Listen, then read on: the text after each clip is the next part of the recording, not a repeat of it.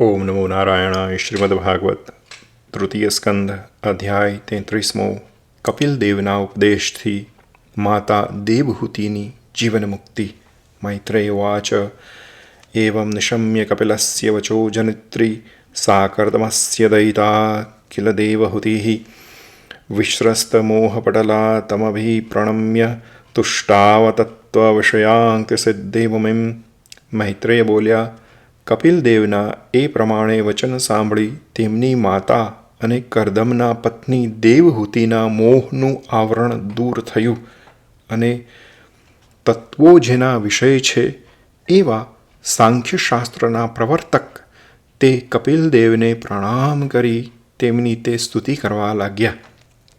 દેવહૂતિ બોલ્યા, જે બ્રહ્મા સાક્ષાત આપના ઉદરમાંથી ઉત્પન્ન થયેલા કમળમાં જન્મ્યા છે તેમણે પણ તે વેળા જળમાં સૂતેલા 5 ભૂતો, ઇન્દ્રિયો, વિષયો તથા મન એ સર્વથી વ્યાપ્ત ગુણોના પ્રવાહરૂપ વ્યક્ત અને સમગ્ર કાર્યકારણના બીજ આપના શરીરનું કેવળ ધ્યાન જ કર્યું હતું, દર્શન કર્યા ન હતા।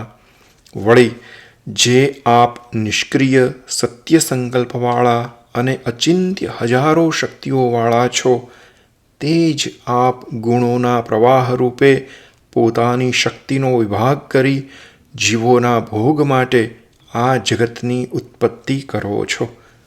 હે નાથ, પ્રલયકાળે આપના ઉદરમાં આ જગત સમાઈ ગયું હતું અને માયાથી બાળક બની એકલા પગનો અંગૂઠો ધાવતા વડના પાંદડા ઉપર સૂતા હતા તે આપને મેં મારા ઉદરમાં કેવી રીતે ધારણ કર્યા તે મને આશ્ચર્ય થાય છે।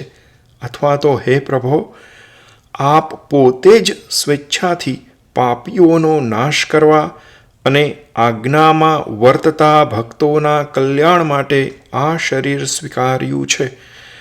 જેમ આપના વરાહ વગેરે અવતારો પૂર્વે થયા છે તેમ જ્ઞાન માર્ગનો ઉપદેશ કરવા આ પણ આપનો અવતાર છે। હે ભગવાન, આપનું નામ સાંભળવાથી અને આપનું સ્મરણ કરવાથી ચાંડાળ પણ સોમયાગ યજ્ઞ કરવા યોગ્ય થાય છે, તો આપનું દર્શન કરવાથી હર કોઈ કૃતાર્થ થાય એમાં શી નવાય? અહો, આશ્ચર્ય છે! જેની જીભના ટેરવે આપનું નામ હોય છે તેવા ચાંડાળ પણ અત્યંત શ્રેષ્ઠ છે। માટે જેઓ આપનું જ નામ રટે છે તેઓએ જ વાસ્તવિક તપ, હોમ અને તીર્થસ્થાન કર્યું છે, સદાચાર પાળ્યા છે અને વેદાધ્યયન કર્યું છે।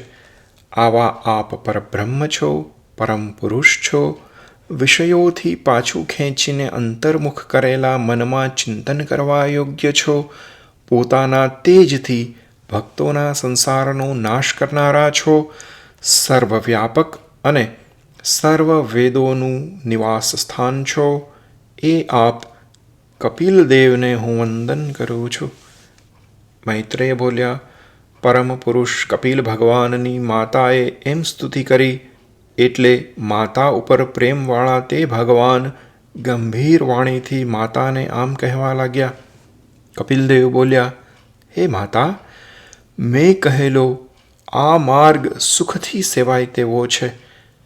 તેનો આશ્રય કરવાથી તમે થોડા સમયમાં જીવન મુક્તિ પામશો।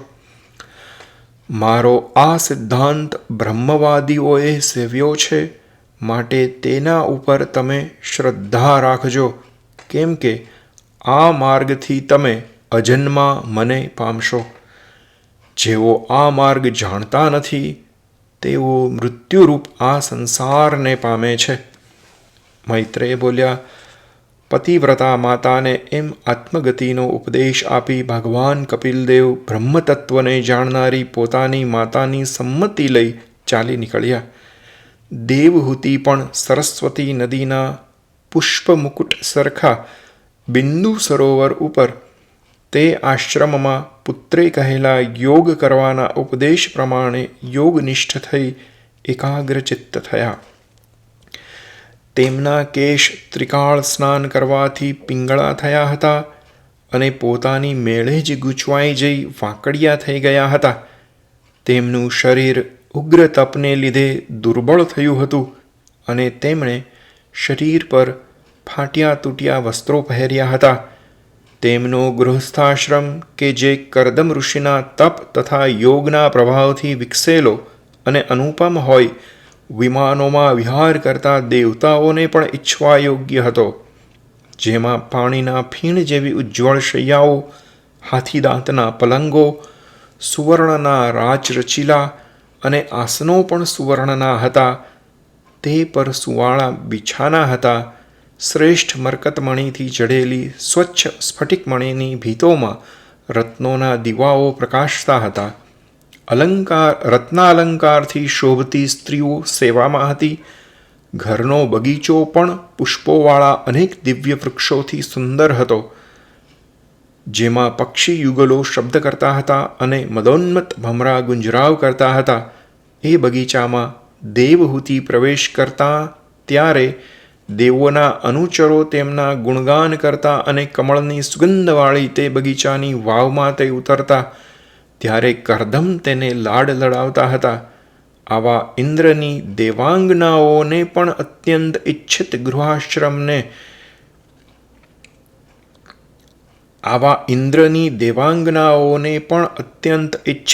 ગૃહસ્થાશ્રમને દેવહૂતિએ ત્યાગી તે પરનું અભિમાન છોડી દીધું. છતાં તે વેળા તેઓ જરા પણ શોકાકુળ થયા ન હતા. પણ તેઓ અત્યારે પુત્ર કપિલદેવના વિરહથી વ્યાકુળ થયા અને તેમની મુખાકૃતિ કંઈક શોકાગ્રસ્ત બની. પતિ વનમાં ગયા અને પુત્ર પણ ગયો. તેથી તત્વવસ્તુને જાણ્યા છતાં જેમ વાછરડો ખોવાઈ જતા પ્રેમાળ ગાય આતુર બને, તેમ દેવહૂતિ પુત્ર વિરહથી આતુર બન્યા. તે પુત્ર કપિલ ભગવાનનું જ ધ્યાન કરવા લાગ્યા. હે વિદુર, થોડા સમયમાં તેવા ઉત્તમ ઘર ઉપર નિસ્પૃહ થયા. સંપૂર્ણ વાસના તજી દીધી અને પુત્રે ધ્યાનના વિષયરૂપ અને પ્રસન્ન મુખવાળા ભગવાનનું જે સ્વરૂપ કહ્યું હતું તેનું સમગ્ર રૂપથી તેમજ પ્રત્યેક અંગના ચિંતનપૂર્વક શુદ્ધ મન વડે ધ્યાન કરવા માંડ્યું.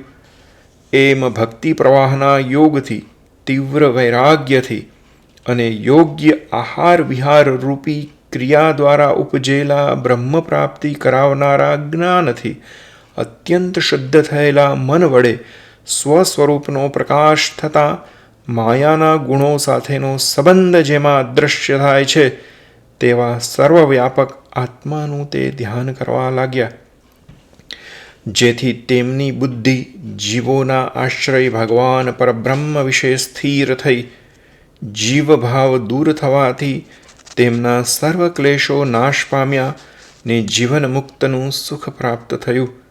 વળી નિત્યની સમાધિ અવસ્થા પ્રાપ્ત થવાથી તેમની ગુણોરૂપ કારણવાળી દેહાદિની ભ્રાંતિ શાંત થઈ. તેથી જાગેલા મનુષ્યને જેમ સ્વપ્નમાં જોયેલું શરીરનું સ્મરણ રહેતું નથી, તેમ તેમને પોતાના શરીરનું પણ સ્મરણ રહ્યું નહીં. તેમનું શરીર જો કે બીજાઓથી પોષાતું હતું, તો પણ માનસિક પીડાઓ દૂર થવાથી દુર્બળ થયું ન હતું અને મેલથી ખરડાયેલું હતું. છતાં ધુમાડાવાળા અગ્નિની પેઠે શોભતું હતું. તેમની બુદ્ધિ વાસુદેવ ભગવાનમાં જ લીન હતી. તેથી તપ તથા યોગથી યુક્ત અને માત્ર પ્રારબ્ધ કર્મથી જ ટકી રહેલા પોતાના શરીરને છૂટા થયેલા કેશવાળું કે વસ્ત્રોથી રહિત થયેલું પણ તે જાણતા ન હતા. એમ કપિલદેવે ઉપદેશેલા માર્ગે દેવહૂતિ થોડા સમયમાં જ નિત્યમુક્ત ભગવાન પરબ્રહ્મ પરમાત્માને પામ્યા, અર્થાત દેહથી મુક્ત થઈ મોક્ષ પામ્યા. હે વિદુરજી, જ્યાં દેવહૂતિ મોક્ષ પામ્યા તે અત્યંત પવિત્ર ક્ષેત્ર સિદ્ધપદ નામથી ત્રણેય લોકમાં પ્રસિદ્ધ થયું. હે સૌમ્ય, યોગને લીધે જેની ધાતુ અને મળ લય પામ્યા હતા એવું દેવહૂતિનું માનુષી શરીર નદીઓમાં શ્રેષ્ઠ સિદ્ધ પુરુષોએ સેવેલી અને સિદ્ધિને આપનારી નદી રૂપ થયું. મહાન યોગી ભગવાન કપિલદેવ પણ માતાની આજ્ઞા લઈ પિતાના આશ્રમમાંથી નીકળી પ્રથમ ઈશાન દિશામાં ગયા હતા. ત્યાં સિદ્ધો, ચારણો, ગંધર્વો, મુનિઓ તથા અપ્સરાઓ તેમની સ્તુતિ કરતા હતા અને સમુદ્રે પોતે તેમનો અર્ધ્ય સત્કાર કરી તેમને રહેવાનું સ્થાન આપ્યું હતું. ત્યાં સાંખ્યશાસ્ત્રના આચાર્યોથી સ્તુતિ કરાયેલા તે ભગવાન ત્રણેય લોકની શાંતિ માટે યોગનો આશ્રય કરી સમાધિ અવસ્થામાં રહેતા હતા. હે નિર્દોષ તાત, તમે મને જે પૂછ્યું તે સર્વ અને કપિલ તથા દેવહૂતિનો પવિત્ર સંવાદ પણ મેં તમને કહ્યો. જે મનુષ્ય ભગવાન ગરુડ ધ્વજમાં બુદ્ધિ સ્થાપી ગુહ્ય આત્મયોગ રૂપ આ કપિલદેવનો સિદ્ધાંત સાંભળે અને બીજાને સંભળાવે તે ભગવાનના ચરણારવિંદને પામે છે. ય ઇદમનુશૃણોતિ યો વિદત્તે કપિલમુનેર્મતમાત્મયોગગહ્યં ભગવતી કૃતધિઃ સુપર્ણકેતા ઉપલભતે ભગવત્પદારવિંદમ. ઇતિ શ્રીમદ્ભાગવત મહાપુરાણ તૃતીય સ્કંદ વિશે અધ્યાય 33 સમાપ્ત. અહીં અધ્યાયના 37 શ્લોકો પૂર્ણ થયા. આ સાથે તૃતીય સ્કંદ સમાપ્ત થાય છે. હવે પછી ચતુર્થ સ્કંદ આવશે, જેમાં પ્રથમ અધ્યાય છે સ્વયંભૂ મનુની કન્યાઓનો વંશો અને ભગવાનના યજ્ઞાદિ અવતારો. નારાયણ.